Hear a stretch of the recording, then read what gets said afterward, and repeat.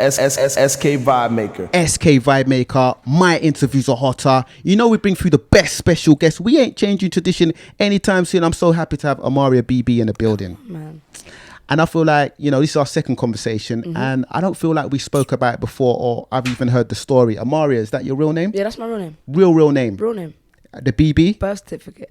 BB, I can't really get into that, but BB is a part of my name as well. Serious. My second name, innit? So just to cut it short, say BB. Was that always the first choice that I'm going to come out as a musician? Because I know you was AMARIA before you was AMARIA BB. Yeah, was it always AMARIA. easy choice to be? Yeah, always. It was, you know what it was? It was AMARIA B at first. In the beginning, it was AMARIA B. But when I released like my first song with my other label, they didn't put the B in it, so they just put AMARIA. I said, oh. Okay. But then I just came back and I said, yeah, no. We can BB guess innit? maybe what the BB stands for, maybe. What? Buff Baddie or something like that. Oh, that's nice. Bad Baby. Oh, that's dope too. Am I close? You're far off, my love. Baked Baby. You're killing me. No, but yeah, BB's always been there because no one really calls me AMARIA, to be fair. Okay. Apart from like people that don't know me. Everyone just calls me BB or something else. But yeah. So I said maybe the B, one of the B's for AMARIA BB could be baked. Do you smoke? No, I don't smoke at all. Oh, for real? No. Are you a drinker or anything like that? Yeah. Oh, you get Yeah, That's your drinker turn up, still, yeah? So studio sessions, I mean, is it a drinking thing or is it a Of sober course, thing? man. Because some artists can't record sober. No, I'm not like that. I don't record majority of my songs sober, but like I don't. Yeah, man. To have a drink in the session is lit, innit? But Slow Motion, I made that. I was sober as hell. Cheaters, I made that. I was under the influence. Okay, definitely. You might need to be for that one still. No, So a lot of people are talking about you. They've got a lot of things to say. There's a lot of attention on you. Yeah. How would you kind of talk about your story thus far? I don't even know myself, you know. Just growing. Just growing, music coming and growing. That's all. Do you feel the attention that you're getting? I do, but I don't really, like, I'm very humble, so I'm not bossy with it. Like, it's just a blessing. Yeah.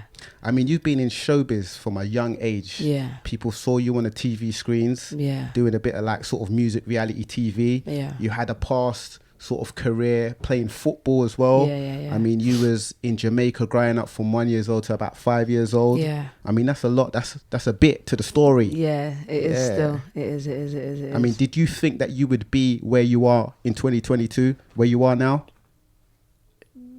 Yeah. Are you ahead of schedule, behind schedule, or exactly where you thought you'd be? I'm on time. Can't rush the progress. So if someone comes across you on like social media, like or on the streaming platforms, what are some of the things that they need to know about you that you would like them to know about you? That I'm just full of vibes. I'm not just in one. I don't bracket myself in one genre. So because I do like alternative dancehall R&B, like people think I'm a dancehall artist. That is not what it is. It's R&B with a hint of dancehall. Yeah, that's all. But when they listen to like Funds, when they listen to Slow Motion, they listen to Cheaters, I feel like you got another song that's definitely on the dancehall vibe. Yeah. Like the last year or so, you've been doing more the dancehall vibe. Before that, you were kind of more singing. You even sang at the Olympics, right? Yeah. You know what I'm saying? But do you understand why people might see you as a UK dancehall artist? Yeah and no. The dancehall that I do is not. It hasn't been done. So there's got an R&B kick to it. It's not strictly. You get me? It's more like singy-songy, relatable. Yeah, especially an artist from the UK. It's different. So yeah. So I wouldn't bracket myself as a dancehall artist at all. Obviously, I mean it's different because like people might compare your sound to maybe Dexter Daps or like Cranium. Yeah, you know what I'm saying? And that's definitely dancehall. Yeah. I mean, I'm not here to contest what you're calling it, but Yeah. I feel like sometimes there are artists that have, like sometimes some of the UK drill artists, they make majority UK drill and then they turn around and say that they're not UK drill artists. So do you feel like there's a reason why you don't want to be called a UK dancehall artist? There's no reason. I'm just not a UK dance artist. I don't do just dancehall. I don't bracket myself. I can do a pop song, R&B song. You lot just ain't heard it yet, so you've only heard the dancehall. But we love the vibes. Yeah. We love the vibes, man. So I feel like, you know, being in Jamaica from a young age, there was a lot of dancehall artists that definitely influenced you, right? Yeah, 100%. Definitely. I've been brought up around, like, come from a music background, so I definitely been brought up around that culture, so it's easy. Yeah, and it's good. It fits as well. So yeah. What would you say were some of the key artists that inspired or influenced you? Key artists, in general or In general. In general, I call like I'd always say Patti LaBelle, Kiki White. Who else? Like groups, Escape, a lot, man. Just like what's that? IMX. Is that IMX? Was that Immature? Yeah. No, there's Immature and then there's IMX. IMX. So basically, from what I'm getting, from all the artists you said, very 80s, 90s-esque. Yeah, man. Yes. So I feel like you possibly weren't even born those times that these artists were in their pomp. Yeah. So where does this come from then? Like, did you jump in a time machine? Literally jumped in a time machine, man. But I feel like music is just so like, it's an escape route. So there's so much music in this world. There's no way you can just be fixated on one. You get it? That's like with me. I can't just listen to one genre. It has to be all around. But I feel like I relate to like old school R&B, like 80s, 90s, 70s. I relate to it so much. I don't know how. I sit down with a lot of artists and talk, and there's not many artists that say Patti LaBelle. And I mean, Patti LaBelle is definitely an artist that a lot of people need to put some respect on her name. She's a legend. She's a legend. What is it about her? Just the soul and the way she sings is like, you can feel the pain, like you can hear it. It's like, and it's just relatable. I don't know, man. She doesn't make sense. She sings the blues. Yeah, she does not make any sense. So when a lot of people really started taking note of you again was Slow Motion. Yeah. A song which is definitely dancehall. We love it. The dancehall R&B vibes that you're bringing. Very ratchet. Very raw and explicit with the content. 100%. And a song about your ex. You know what I'm saying? I mean, was this an easy song to write, record and put out for the world to hear? Was it hard, difficult? Was it therapeutic? Talk to me about the feelings and emotions. It was easy. I done like Slow Motion like 2 years ago. But I just never finished it because I got writer's block. And with me, sometimes when I don't finish a song, I don't go back to it. Like, I can't be arsed. I just want to start something new. But lockdown happened, and I said, you know what? Let me go in my archives and see what's in my laptop. Went in my laptop, and I Slow Motion. I was like, but it wasn't called Slow Motion. It was called something else, and I didn't have a second verse. So I said, I'm not writing a second verse, man. I'm just gonna say TikTok. Like, I can't be arsed. Like, I was so bov about writing it because I stopped writing it 2 years ago, so I wasn't really. My head wasn't in there. But then when I done it, I put up a snippet, and it went off. So I said, cool, like, maybe this is alright still. And then I got like a lot of attention from it, a lot of feedback, positive feedback. And then, but I took time to release it. So the version that we hear, was there much work on, did you reel it in? Did you like sort of, is this just the raw, uncut version? You didn't water it down or you didn't sex it up or anything? This is it? This was it. They wanted a clean version. I said I didn't want to give a clean version, but they were like, for radio play. I said, cool, say that. I'll give you a clean version. And you're saying there was no concerns? You was like, this is how I'm putting it out? That's how I'm putting it out. I don't, nah, man. If I have to think about it, it's not worth putting out. Did you feel like it was an act of bravery? Especially as an artist that's reintroducing himself, putting a song out as a major label sort of debut song for everyone to hear? For me, if I'm completely honest with you, no. My old label, they was having fits. Oh, you shouldn't put that out first. But I said, I'm putting it out. And I put that out. And it got a good response. So there was it wasn't premeditated. I just released it because why not? It's my music at the end of the day, and you're going to either like it or you're not going to like it. If I like it, then I'm giving it to you. I mean, was part of making the song making sure that your ex heard the song? I mean, it wasn't really to do with my ex, if I'm honest. It was literally just like, obviously, it wasn't to do with my ex. Like, I don't know where everyone's getting this ex thing from. It was nothing to do with my ex, innit?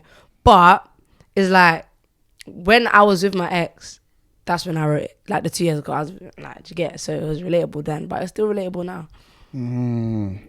I respect that. Yeah. Nah, there wasn't.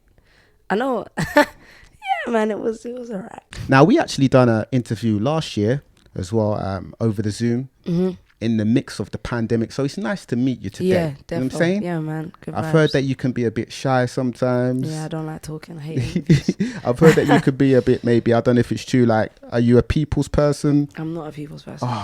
Why is that? Because I like to stay to myself. I don't like to speak. I don't like nothing. Can't you tell? I'm better just to myself. Yeah, but do you know what though? There's people that I've met that are similar to you, but Yeah. they say that they're very present in the room, and maybe they're reserved. That doesn't necessarily mean shyness. That just means like maybe reserved. But you don't come across as being shy. No, though. I'm not, I wouldn't say I'm shy. Like if I've met you before in it on live, so we've had like a conversation before. But if it's my first time meeting you, different. What star sign are you? Pisces. Pisces. Yeah. Now I asked that, and I'm not very much into star signs, but are Okay. you? To a certain extent, I don't do the astrology and all of that. It gets a bit mystical, man, innit? It's long, man. All the witches and stuff. I don't do all that. But the Pisces, like I know compatible stuff. I like it. Yeah. So you were on Voice Kids. Yeah. I mean, quite a few years back Yeah. now. Do you know what I'm saying? UK music, reality TV. Yeah. What was that experience like for you, and how was the transition into, you know, maybe becoming a credible musician after that? The Voice Kids, honestly, is the best policy. It was. I'm not gonna say it was a great experience because it wasn't. It just made me realize how much TV is fixed, and I didn't know that. So, like, being put in that position, it was crazy. It was alright, and it was a good experience. Like, I'm still in contact with like will.i.am and stuff, like very close. But I would never do it again. Never ever. Oh, really? Nah. So what would your sort of advice be for people that are maybe thinking about taking that route? Because some people just feel like they have to do reality TV because they're just not getting no attention. Yeah. They're not making no headway. I would say like each to their own, innit? But think about it. Think about it. Definitely think about it, and don't believe everything you see on TV, because half of the stuff is not real. I mean, coming from a kid's show and then being so explicit and raw afterwards, was that part of the thing? Like, I don't want to be just seen as this kid's artist, so I'm going to come out like sort of raw. No, not necessarily. I wasn't thinking like that. It's just like your talent, as you grow, your talent expands, innit? And you learn new things. You see life at a different perspective. Obviously, I was young, so I saw life as just butters and cream. Now, I see the world for a bigger picture. So, yeah, no, it wasn't. East London based, East London, like sort of raised after spending time in Jamaica. Yes. How would you kind of talk about your experience of growing up in East London, being a Brit Caribbean? I mean, so many people's experiences are different. I mean, London is a sort of hybrid of all different cultures. You got Brit Asians, you got Brit Africans, you got Brit Europeans. But your experience, you know, being in Jamaica from 1 to 5 and then growing up in like East London. How was your experience been? My experience was lit, man. Like, I don't have no sob story. My childhood was lit. I was raised right. I feel like when you're raised right, then everything goes well, innit?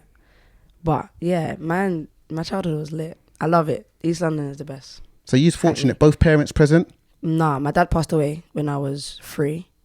But obviously, like, hella brothers, hella uncles, hella, you know what I'm saying? So still had a father figure, just not my father. Yeah. Straight, you had a stepdad or Yeah, something yeah, like yeah, that. yeah. Youngest child? Yeah, let's say yeah. Oh, so you got a lot of siblings. I mean, it happens, man. Yeah, it Come does on, man. still. It happens. Yeah. How was that then growing up, like having loads of like siblings and I stuff, love it. maybe step siblings? I love it. Yeah. I love it. I love not just being the only child, but obviously, like, I'm the sport right in it. So, Amen. amen. Straight up. Yeah, man. You collaborated with Skillibeng on Funds. Yeah. Big song. Yeah, man. I mean, how did this collaboration come about, and how was it working with him? I was in America. I made this song like 2 years ago as well. I was in America, and obviously me and Dre Skull, like, we're very close. So it was like come down to the studio, I think it was in New York. Come down to the studio, let's make some songs. So we made like 7 songs. And then Funds, he was like, no, I can hear someone on it. I was like, cool, like, who do you hear on it? He was like, Skilly. I said, cool. My team sent it over to him. He was like, yeah, like, who's this? Like, apparently he takes bare long to do features. Like, he sent it back like 2 days, 2-3 days. And it was mad. He sent it back bare quick. Then he was like, no, like, I need a contact number. Then we just started speaking to them. Like, we just gained that brother-sister kind of relationship. Ever since then, we've been calm. And then last year, I went to Jamaica. Once the restrictions lifted up, went to Jamaica. Then I told him like I'm here. He was like, no, we gotta shoot a video. Da, da, da, da. Like, he was very excited. Then yeah, we ended up shooting the video. He ended up taking me around his place and stuff. And I was like, yeah, very, very, very genuine guy. Very natural. Very natural. Just we just bounce off each other. Yeah, man. Now, a hot topic that I've been speaking to a lot of female artists about over the last, like, I'd say even maybe 2 years now, is the pressures of the music industry for female artists to sexualize themselves. Yeah. I mean, the male artists, they don't really feel the same type of pressure. But when it comes to female artists, they have these pressures to sexualize their lyrics, bad B culture, and maybe even possibly to have body surgery. Yeah. Have you felt any of these pressures from the music industry? Nope. I don't feel that. Like, once you're settled within yourself, you don't really think about all of that, all of that hype. That's just hype to me. The hype thing, I'm not on it. If it's just, you just gotta just be yourself, innit? Obviously, there's nothing wrong with doing what you wanna do, innit? It's your body at the end of the day. But with me, like, nah, man, I'm good over here. Man, it's settled, yeah. I'm glad to hear that. Yeah, no, definitely, man. Because, you know, sometimes I'll be sitting here looking in an artist's eyes and I could say they're saying one thing, but they're not really meaning something. 100%. But I could see that you actually... Yeah, no, man, I'm not doing that for that. You can't see me with a big ass walking around singing slow motion. Come on, man. Nah, why not? That's dead. Why not? That's all dead, man. I mean, you got Chucky on and stuff now, Come and I'm on. not saying I'm looking at you like Wig that because off I'm everything. in a relationship, yeah, but Come like, on. did you say wig off and Wig everything? off and everything. Well, why'd you say that? Did you see my wig on? My wig's not on. I know. That's what I'm saying. You gotta be yourself, be natural, man. I don't. It's not wrong, innit? It's not wrong. Like, people are gonna do what they want to do at the end of the day. But for me, I just feel like I'm comfortable within myself, like, so I'm good. How did you get to that place though? Because women in just normal life face pressures in that, but in the music industry, it's intensified. How did you get to that place? I just feel like my head has always been in the correct path. You get me? So I've never, like, I feel like society is just corrupt. I feel like it's just brainwashed a lot of people into thinking that's the look you should go for.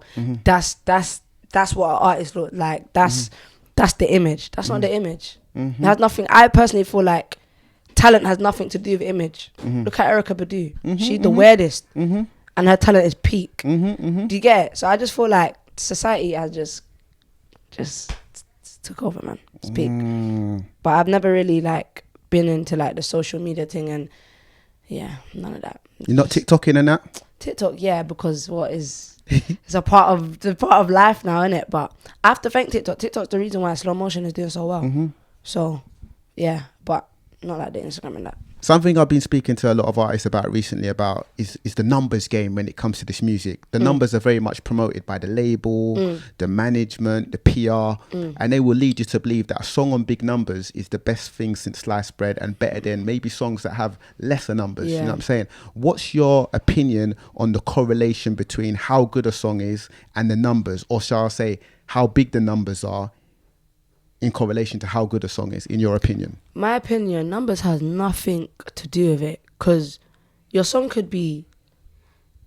Am I allowed to cuss on this? Nah. The song could be really, really bad and have mad, like, 30 million and da-da-da, but like, people don't understand, like, artists can buy those things. Like, it's easy to do. Anything's possible nowadays. So I just feel like it's peak because there's bare songs out here that are actually mad good, and because they don't have the correct numbers, the song won't get played on radio, or the song... Nah, I just feel like there's so much. And even with not verified artists, like, I feel like non-verified artists are better than verified artists. Majority of like, people that haven't blown up yet are talented as hell. Like, they're hard, they write their own music, like, they just goes into depth. Because you have a lot of artists that, because their song's good, people just think like, yeah, like, the song's mad, they wrote it, da-da-da. There's so much ghostwriters in this world and they don't get enough credit. Like, and I feel like that's with producers as well. Producers don't get enough credit and writers don't get enough credit. But because the artist has they a bang. front. Yeah, do you get it? It's annoying. And more time, it's the producers and the songwriters You know that are what? making bag.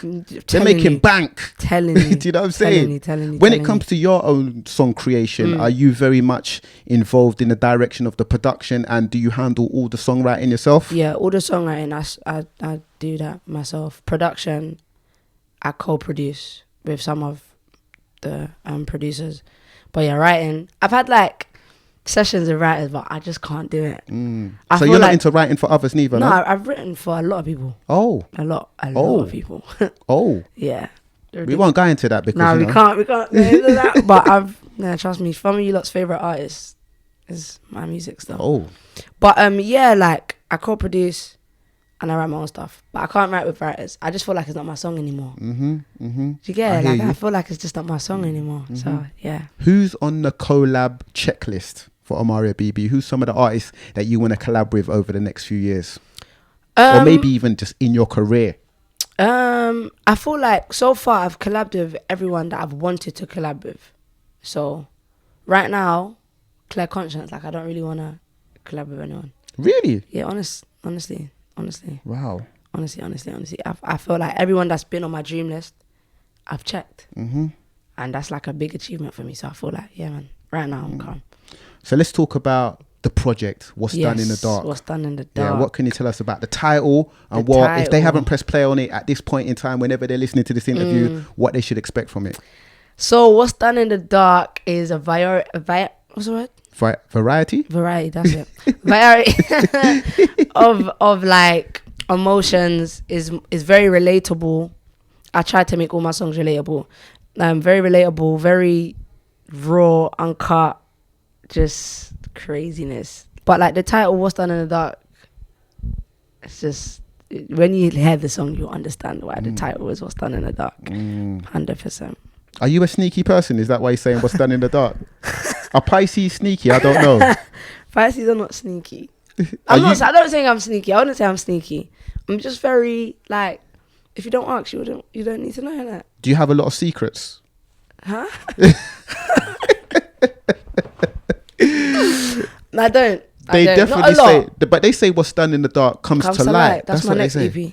Oh, for real? Yeah. Comes to light, yeah? Comes to light, yeah. That's my next right. EP. Okay, then. Yeah. So it makes sense.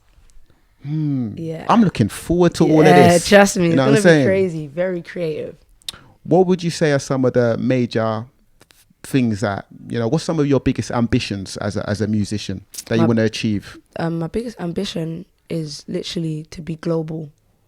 I don't want to, you have some artists that are just known in the UK or just known in America or just known in, I want to be as global as I can be.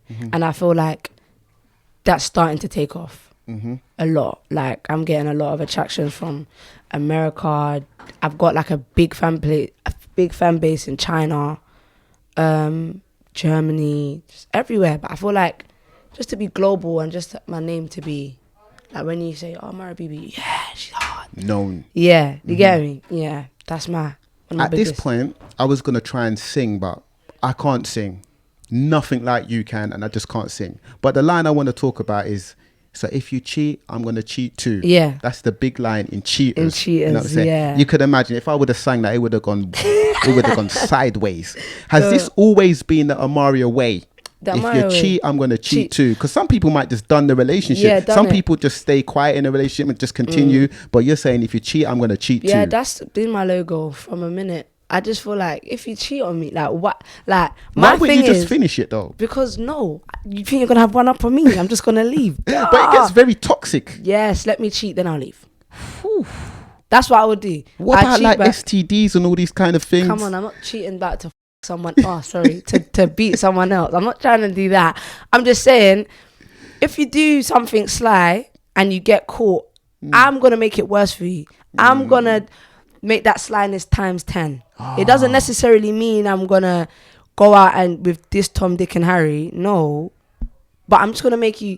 I'm gonna make you wish you didn't do that. So what we found out today, that like you're definitely kind of sneaky or secretive, and then maybe AMARIA spiteful too. I'm not spiteful and I'm not secretive. I swear down. Like anything anyone would want to know. Like, okay, if I'm in a relationship, I don't do relationships by the way. But if I'm in a relationship, you don't do relationships. No, man, it's a distraction. Oh, so you do no strings attached? No, I don't do none of that. I just music. You don't have no relationships in life? Music. We've all got urges. Nah, man, not me. My urge is to make money and be successful. Are you a Buddhist? No. We've all got urges. Nah, man. I just feel like Really? I swear. I don't want to violate, but I mean, You've had urges and fulfilled those urges before, though. 100%. And then I feel like my career, the position that I'm in now, for me to go into a relationship, not even that is going to distract me. It's just I'm not going to have time for that relationship because I barely have time for things outside of a relationship. So how am I going to have time for you if I don't have time for myself?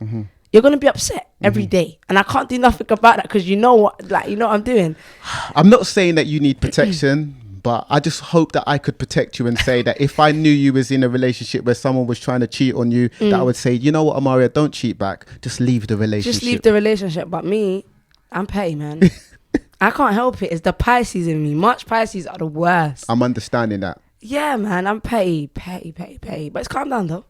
My pettiness has calmed down. Listen, we've had a great conversation today, man. They say my interviews are hotter. We ain't stopping anytime soon, man. Hey, big up, Amaria. Thank you for having me, man. It's been a pleasure. Come on, man. SK Vibemaker.